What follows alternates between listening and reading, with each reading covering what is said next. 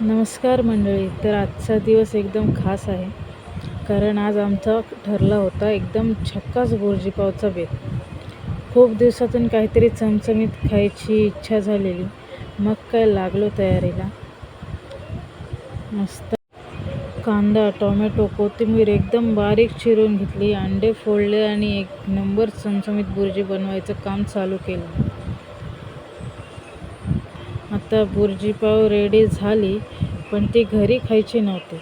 आम्ही ती पॅक केली आणि निघालो थेट डोंगरावर. डोंगरावरचा रस्ता थोडा टकवून टाकणारा होता, पण सगळीकडे एकदम हिरवागार माहोल होता. मित्रांसोबत गप्पा मारत आम्ही एक एक पाऊल पुढे टाकत होतो. थोडा दम लागला, पण जोश एकदम हाय होता. काही वेळातच आम्ही डोंगरावर पोचलो आणि डायरेक्ट गेलो टोकाला. आणि हा समोरचा व्ह्यू तुम्ही बघू शकता, किती भारी आहे.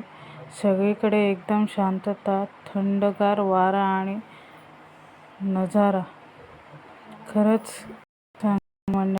या व्ह्यूमध्ये आणि निसर्गाच्या कुशीत जेवणात ती जी मजा आहे, ती कोणत्याही 5 स्टार हॉटेलमध्ये भेटणार नाही.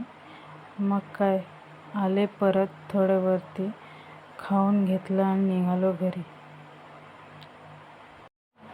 तर कसा वाटला आजचा छोटासा मिनी ट्रेक आणि बुर्जीपावचा व्लॉग? कमेंटमध्ये नक्की सांगा. आजचा व्लॉग इथेच संपला. Thanks for watching.